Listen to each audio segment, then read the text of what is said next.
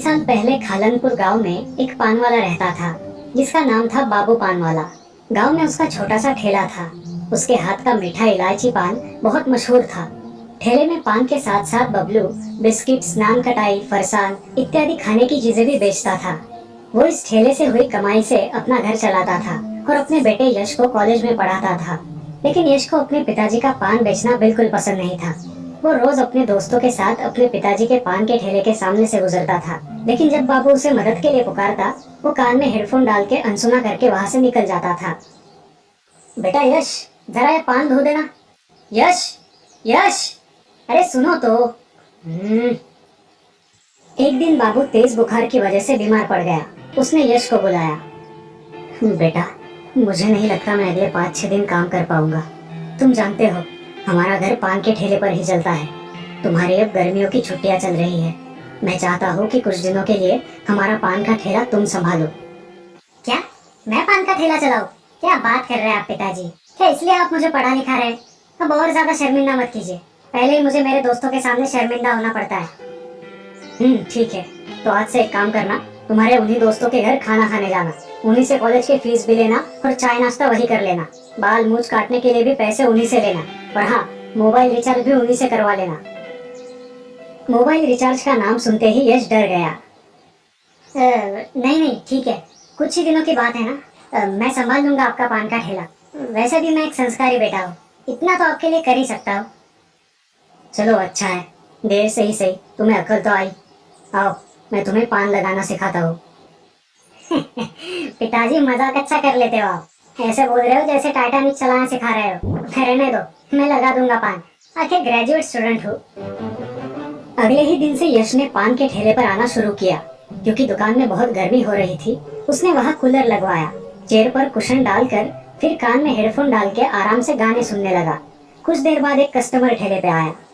भाई, एक कलकत्ता कच्चा कट्टा बगैर सोप सधा पान लगाना। क्या क्या कहा? कलकत्ता जाना है तो स्टेशन चले जाओ। यहाँ क्या मिलेगा? यहाँ से सीधे जाओ और दाहिनी तरफ मुड़ो, सामने स्टेशन है। पता नहीं कहाँ कहाँ से आते हैं। आई बात समझ में। इस बेवकूफ से बना पान खाऊंगा तो सारा मुंह जल जाएगा। पता नहीं बाबू भैया ने किसको ठेले पे बिठाया है। कुछ देर बाद दूसरा कस्टमर वहाँ आया। अरे बाबू चाचा कहाँ है? कई दिनों से दिखाई नहीं दिए। ठीक तो है ना? हाँ हाँ, एकदम ठीक है। आपको क्या चाहिए जल्दी बोलिए, मेरा गाना खत्म हो जाएगा। एक साधा पान लगाना। साधा मतलब सिंपल, मीन्स उसमें कुछ नहीं डालना होगा। यश ने एक पान पे सिर्फ चूना लगा के उसको दे दिया। पान खा के उस आदमी का मुंह बुरी तरह से जल उठा। उसने पान थूक दिया। अरे भाई, ये क्या खिलाया तुमने? सारा मुंह जल गया। आप ही ने तो सादा पान मांगा, इसलिए सिर्फ चूना लगा के दे दिया। बाप रे, ये तो एकदम बेवकूफ है। इससे बात करके भी कुछ फायदा नहीं। ये सोचकर दूसरा कस्टमर भी वहाँ से चला गया। यश के दोस्त विकी और मोंटी हर रोज ठेले पे टाइम पास करने आते। बहुत सारे चिप्स वेफर्स खा के, कोल्ड ड्रिंक्स पी के वहाँ से चले जाते। इस तरह एक महीना निकल गया। एक दिन यश ने बाबू से कहा, पिताजी, दुकान का सारा सामान खत्म होने को है, पैसे दीजिए, मैं मार्केट से माल लाता हूँ। क्यों नहीं खत्म होगा? गाँव वालों ने मुझे सब कुछ बताया है कि तुम कैसे ठेला चलाते हो। किसी भी ग्राहक को तुमने ढंग से पान बना के नहीं खिलाया। क्या करोगे तुम भविष्य में?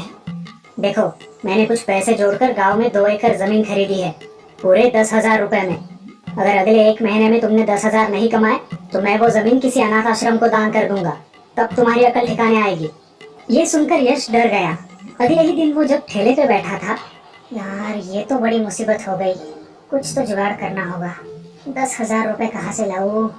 तभी पड़ोस के गांव का मुखिया अपनी कार में वहाँ आया।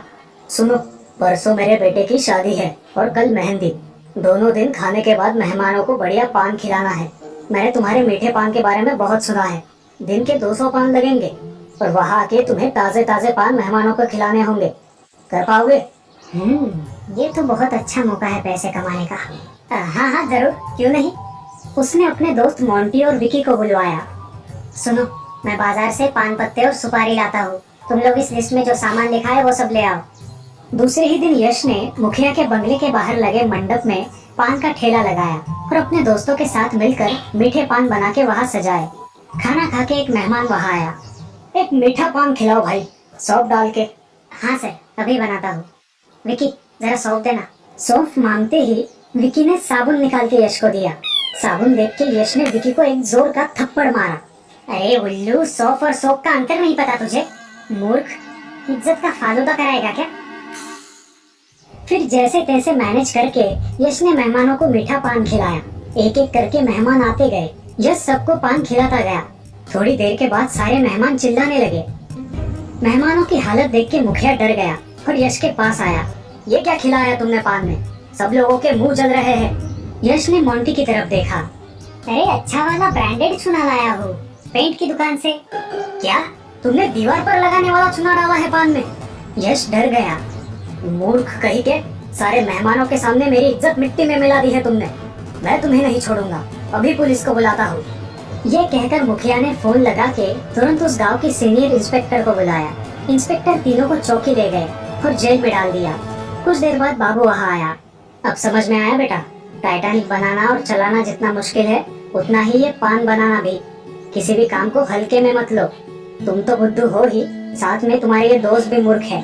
किसी भी चीज को बिना सीखे करने जाओगे तो यही नतीजा होगा। हमें माफ कीजिए पिताजी। ठीक है, मैंने इंस्पेक्टर से बात कर ली है, वो तुम्हें छोड़ देंगे। वो अपनी पढ़ाई पे ध्यान दो, ठेला मैं संभाल लूंगा। अगले दिन से बाबू अपना पान का ठेला संभालने लगा। यश कॉलेज से आने के बाद कुछ समय ठेले पे बिताने लगा और बाबू का हाथ भी बटाने लगा। तो देखा दोस्तों, कोई भी काम अगर आप बिना सीखे बिना समझे करने जाओगे तो अच्छे से कर नहीं पाओगे और खुद का ही नुकसान कर बैठोगे। तुम किस चीज का व्यापार कर रहे हो इससे ज्यादा महत्वपूर्ण है कि तुम कैसे व्यापार कर रहे हो।